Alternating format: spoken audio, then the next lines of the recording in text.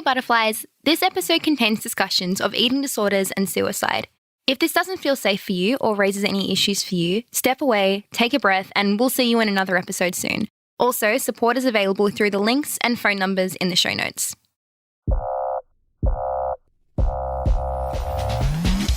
Before we get started, I'd like to acknowledge the traditional custodians on the land on which we record this podcast, the Gadigal people of the Eora Nation. We pay our respect to elders past and present. Hi, I'm Chloé and welcome to Boldly Me. I'm an actor, author, disability activist and motivational speaker. In this podcast, I'll be chatting to people who are living boldly and are unapologetically themselves.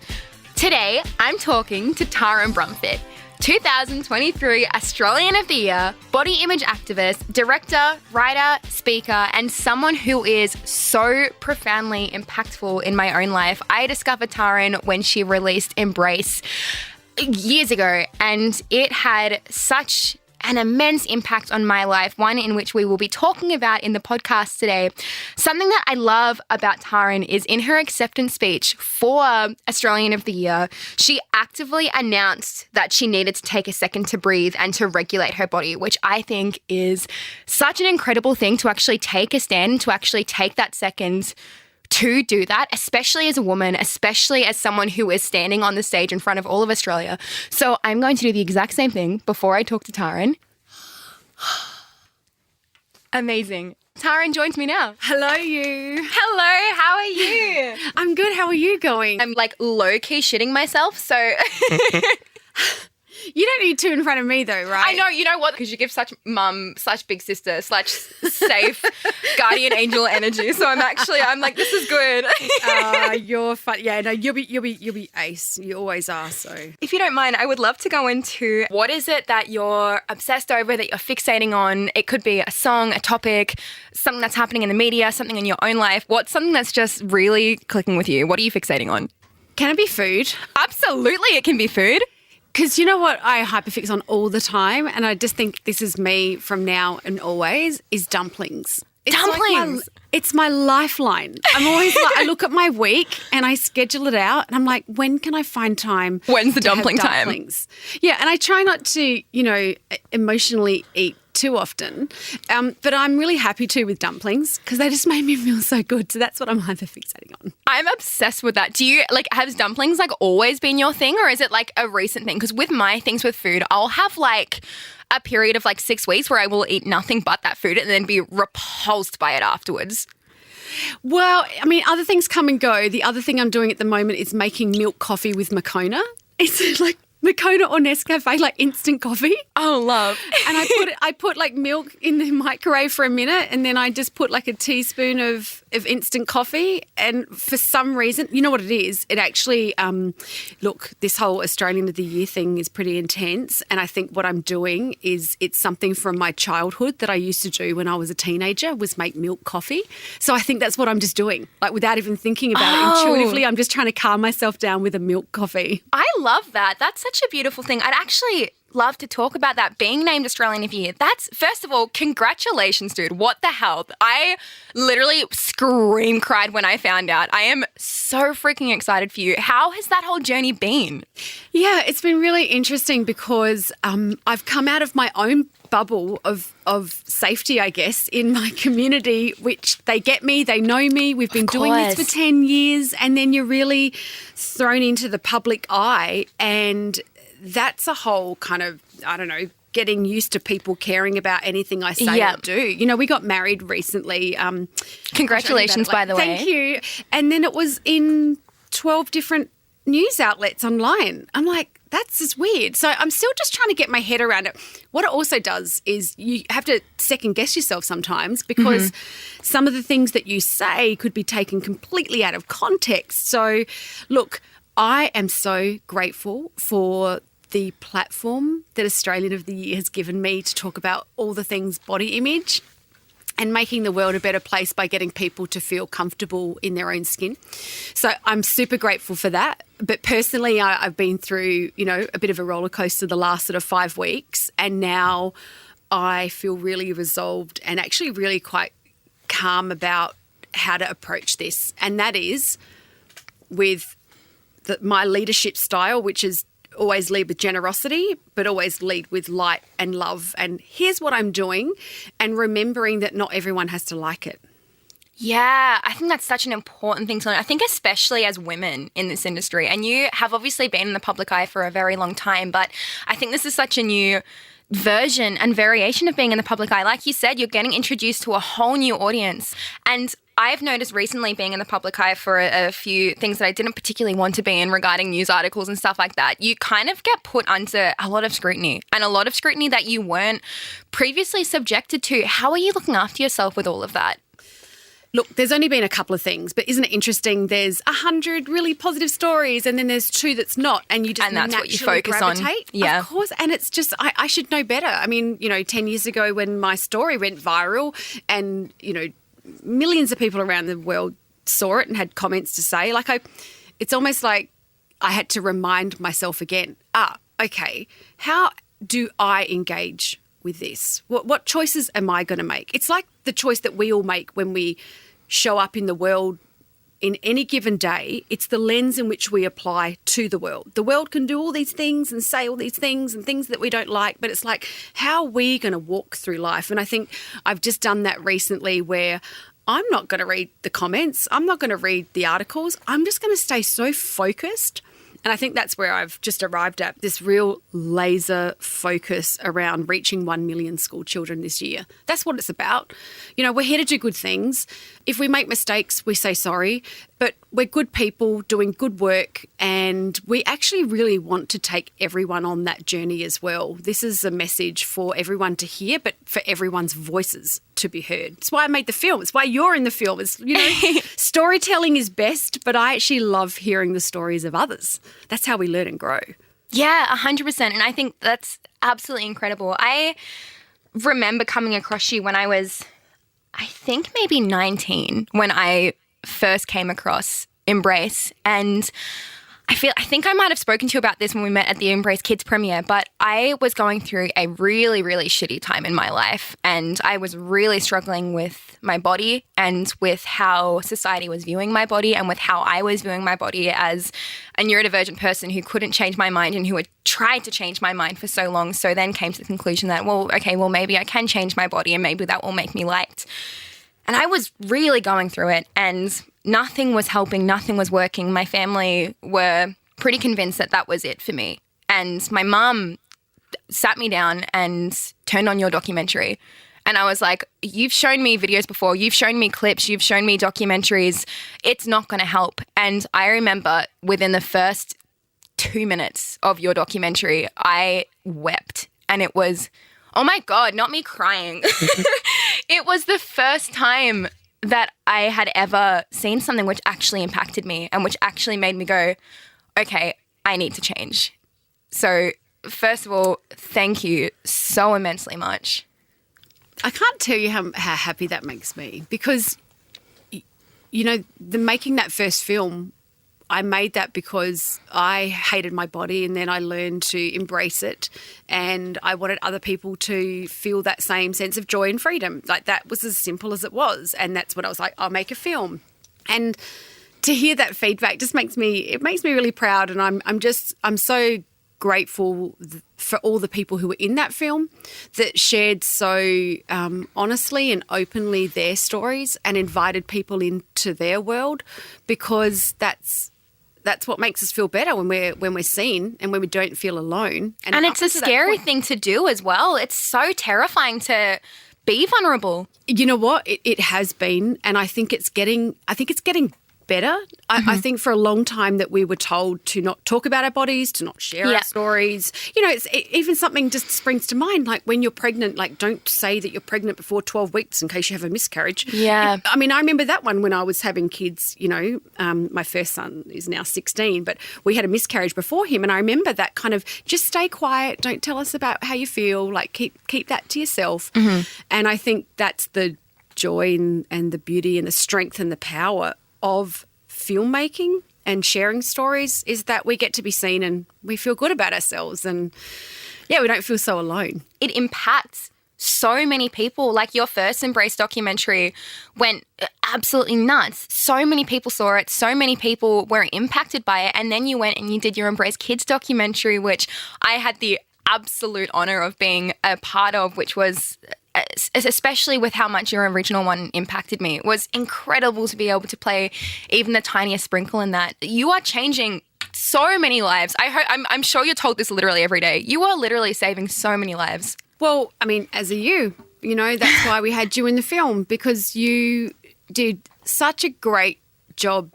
And it's easy, right, showing up as yourself, just as you are, not being anyone else.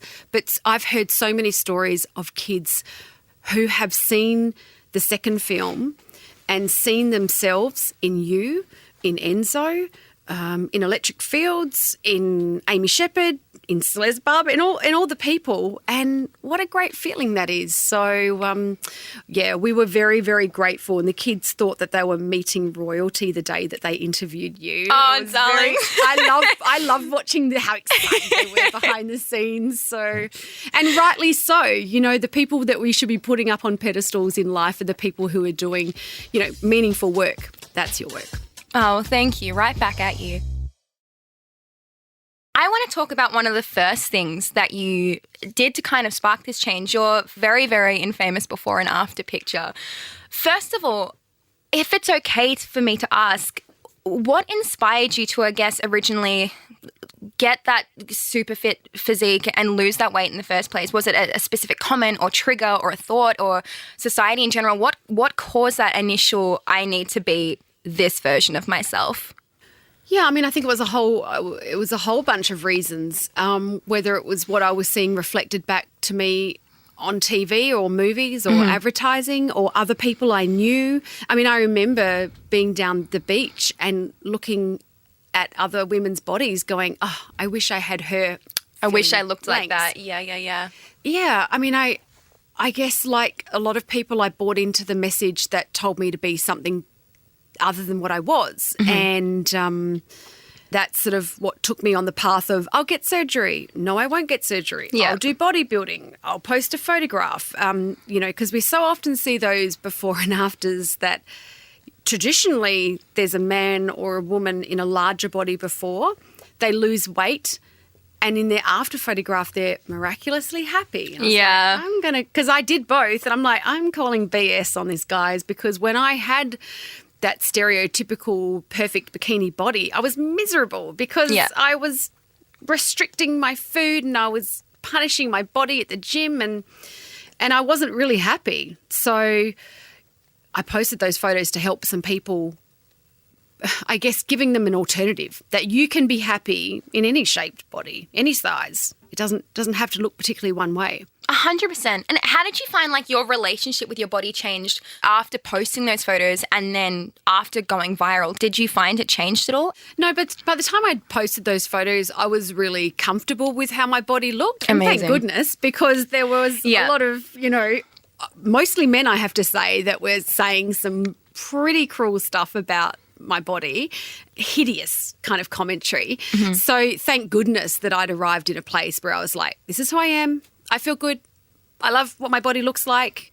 And, you know, piss off anyone else that has something to say about my body. I'm not listening. Period. Amazing. And how do you switch those comments off? How do you stop those trolls, or how do you stop those trolls from infiltrating your brain and from changing the way that your mind thinks? Because, like, I know from personal experience, those comments suck, man. Like you said, you can have a million nice comments and you look at that one and that's the one that you focus on and dwell over, and it's 3 o'clock in the morning and you're thinking about that comment still. How do you, I guess, steer clear from that?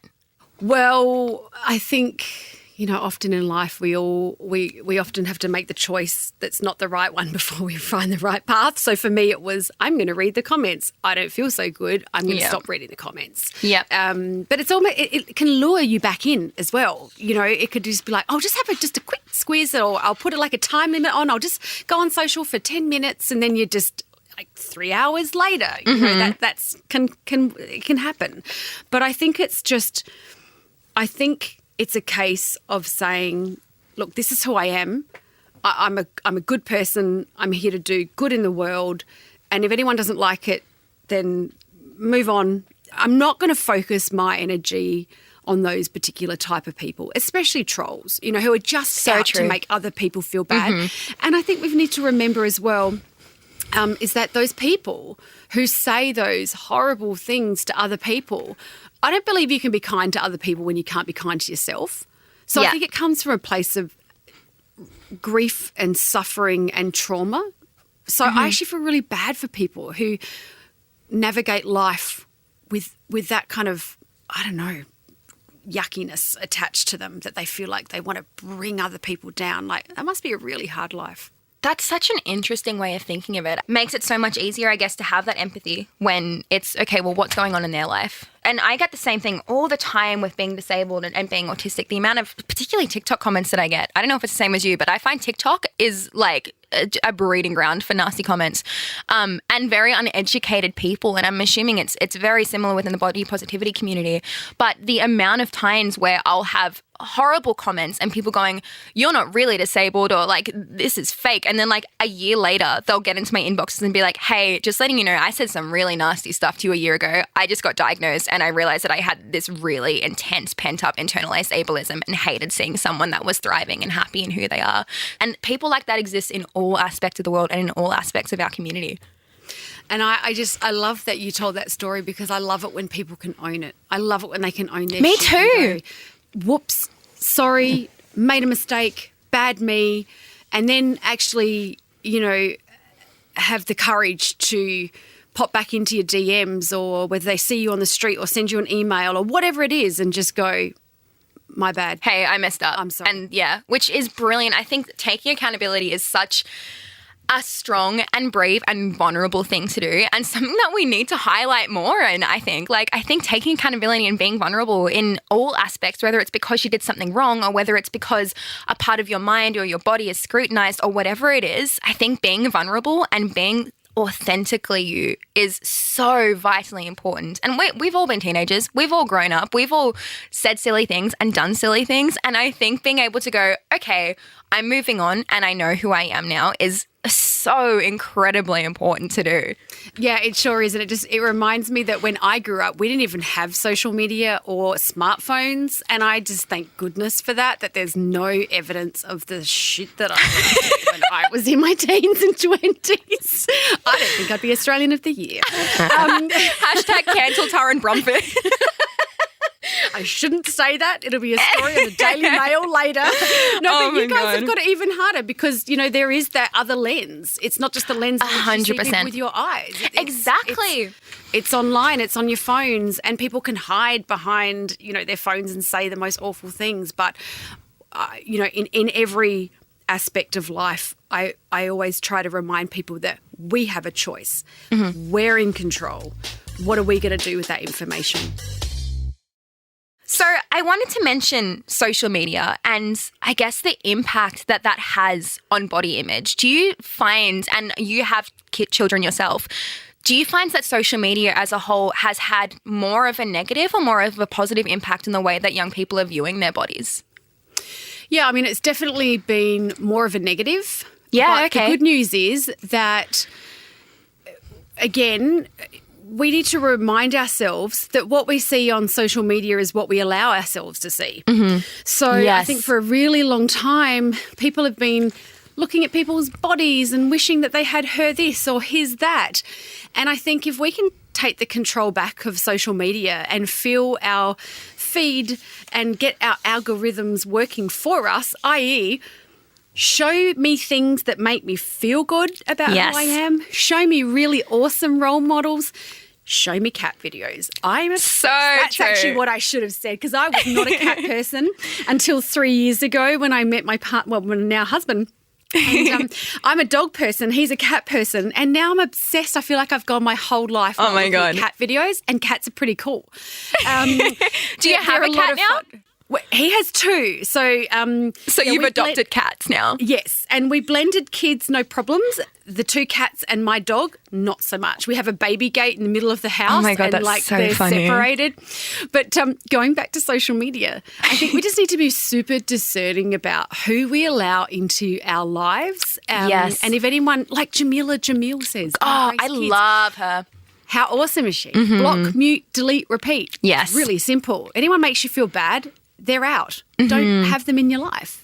Yeah, I think that's such a good point. I found the whole social media age and growing up as someone that is Gen Z and having grown up pretty much my entire life being on the internet, I find it is such an interesting correlation between how much media can impact the way that we view our bodies and how much of a drive it has on whether that is a positive or a negative thing. And similarly to what you've said today and what you've said in both of your documentaries and so many times before, the way that our media works, particularly traditional media, is it's photoshopped and it's fake and it's all pretend and it is being drilled into us to, you know, look this way and be this way and, oh no, this celebrity has this going on with them and like look at them and their beach body and all of this sort of stuff. But I find it so interesting, particularly this generation, which are so goddamn clever and so ready for that change and that societal change, the way that we're able to turn media around to work for us. And I've done a massive clear out a couple of years ago on my social media when I found that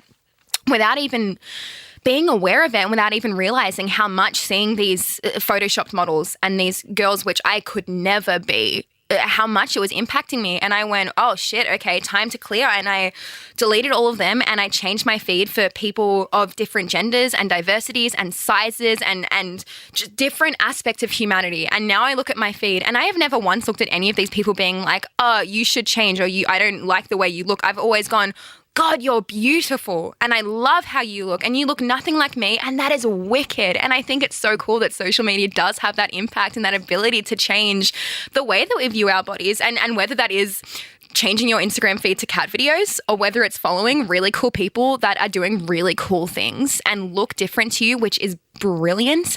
I think it's so incredible how we're able to actually shift media, particularly social media and the internet, to be able to be what we need it to be. So true. And I think people want to demonize social media like it's the one thing that's broken us all. And I'm like, no, I actually like the power that social media gave me to 100%. Have a voice when I had things to say. So I think it's just the way in which we interact with it. And it can be either a positive experience or a negative experience. And mine is all positive. Like I'm all for the cat videos, but I'm also all for meeting people all around the world in different pockets of the world doing incredible things. Social media for me is a good thing.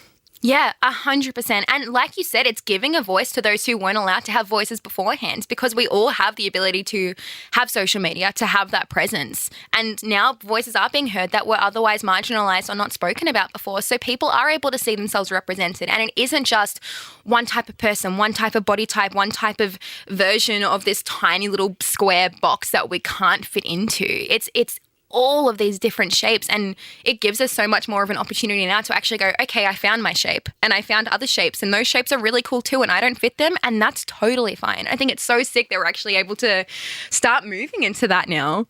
Yeah, I so agree. Speaking of as well, you have 4 kids who have grown up in the age of the internet. Do you think having that social media, having kids that have grown up in social media and also you as well, having been in this spotlight, do you think it is easier now for kids to grow up being boldly themselves and to have a better body positivity and better body image than it was perhaps when you were younger? Yeah, I do, because we were only fed one narrative when I was growing up. So I think for people to be bold, it's seeing all different shapes and sizes and abilities of bodies and ethnicities and people with different experiences in the world. That's what social media does. We can take a trip around the world just by looking at our phones. So 100%, I think it's a world where we're more represented because everyone has a voice. Whereas when we grew up, it was a newspaper, a couple of magazines and TV, and it was the same type of people just showing up over and over. So, yes, I think it's hugely positively impactful. Yeah, definitely. And also is changing at such a faster rate than it probably was previously because of that. With that being said, though, you're advocating for something that is still so much in the beginning stages. We still have so far to go until all bodies and all types of versions of humanity are correctly represented and do feel comfortable being who they are. What does success look like to you? Yeah, I mean, that's a really big question. I mean, in the space of body image, gosh, I'd like to not have to do my job anymore. Look, I think it's going to be my life's work because you're right, we've still got a long way to go. We know that 70% of Australian school children consider body image to be their number one concern. Yeah, we also know that body dissatisfaction in our adolescents means that they're 24 times more likely to be anxious or depressed. So, look, it feels like a overwhelming issue, and I do call it a paediatric health emergency in this country. Like, I really do see the stats and the figures and hear the stories to justify that kind of statement. But what I also know is that having done this work for 10 years and seeing millions of people around the world impacted by Embrace and the films and the books and everyone's stories that I share alongside my own, I have never met anyone who's learned to embrace their body and regretted the decision to do so. Like, no one, it's like 100% money back guarantee. Like, no one's ever gone, I've learned to embrace and it's terrible. Like, no one. So as much as we talk about here's a really big problem, I think what we've got on our side is so much hope and motivation to get it right. And now it's going to take all of our collective voices to get it right. And, 10 years ago when my photographs went viral and I received over 7,000 emails and messages from people around the world, it really sort of said, we're done. And so many people have been hiding their trauma and hiding their stories and not sharing. And then all of a sudden we did a lot of that. And now it's become even more amplified, and there are so many voices who are working together now to, and not just about, body positivity, because now we talk about body acceptance. Even I used to say about love your body. And now for me, it's like, well, you can love it, but you can also like it and just be okay with it too. Yeah. We can just be neutral about it and just accept it.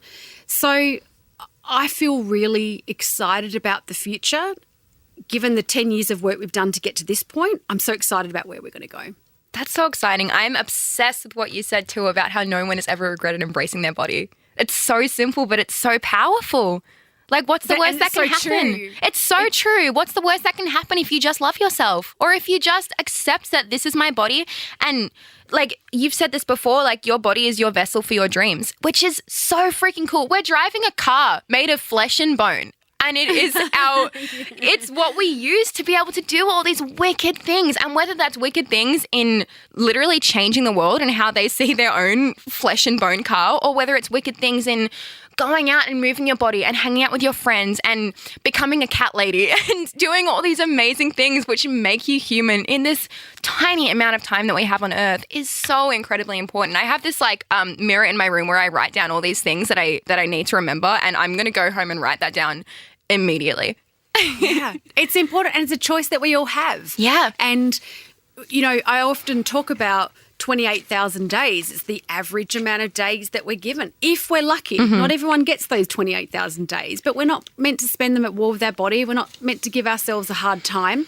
We're meant to enjoy our bodies and go on adventures. And Celeste Barber does a really good job in Embrace Kids. She really gets it right when she says about how I feel is what's really and most important. How I look, it's like a PS in life. And I think what we've done is that we've focused so much on how we look that we've forgotten about how we feel. And it's no wonder the rates of, sadly, suicide and depression and anxiety have soared, because I think we've just got the balance not right. It's incorrect, I think that if we just consider how I feel every day as opposed to how I look, just striking the balance, whatever that means to you, because what it means to you will mean something very different to me. Yeah. I think it's a good first step for people. Yeah, I think, the amount of little bite-sized snippets that you've said in this, and I'm like, I need to tattoo this on my forehead immediately. Maybe your arm. Maybe not here. Yes, maybe later. Finishing up, there are 3 questions that I ask on every episode of Boldly Me, and it is called the Boldly Me 3. And it's 3 quick questions that I want quick fire answers for. Ready? Ready. Vibes. Okay, first one is, what is one song that never fails to make you happy? Any song by Madonna. Period. Love that. Okay, second one is, what is one piece of advice that you would give your 13-year-old self? That you don't need to know all the answers and that making mistakes is where the growth will happen. So just back yourself, be kind to yourself. Mistakes are good. God, I love that. Amazing. And then the third one is, if you could be any Disney character, who would you be? Pocahontas. Because amazing. Yeah, just her in nature and her sense of loyalty and love. Yeah, Pocahontas. I love her. I love that. Taryn, thank you so much. It has been so incredible having you as a guest. Thank you so much for everything you are doing for the community and for myself as well. You are absolutely amazing. Also, my mum wants to be your best friend. She can be, because you're her daughter and I think the world of you. So thanks, Chloe. And everyone, just keep, embracing your body, because your body it's incredible. Amazing. Thank you so much. Guys, what an incredible powerhouse of a human being Taryn is. God, she's amazing, isn't she? Taryn has dedicated her entire life to such an important movement and such an important conversation to have within your family, within your loved ones, within your friends, within your co-workers, most importantly within your children and within yourself as well. She has dedicated her entire life's purpose to this mission. And I think her goal of reaching 1 million school kids is so profoundly epic. I don't even know what other word to use. It's just so epic. It's so exciting and it's so, so important. I wish that I had Taryn when I was growing up. And I think the fact that so many young people are going to have her now is going to make such a genuine and honest change in our society. We spoke in this episode about curating your social media for what serves you, and whether that is following really wicked people like Taryn or whether it's watching cat videos. Whatever you do, curate your social media feed to be what serves you, not to what serves your opinion on what you should be. Thanks for listening to Boldly Me. If you liked what you heard, make sure to rate and review the show on your podcast app if it lets you, and maybe even tell a friend. Most importantly, be kind to yourself, be kind to others, and do whatever makes you feel happy. Bye!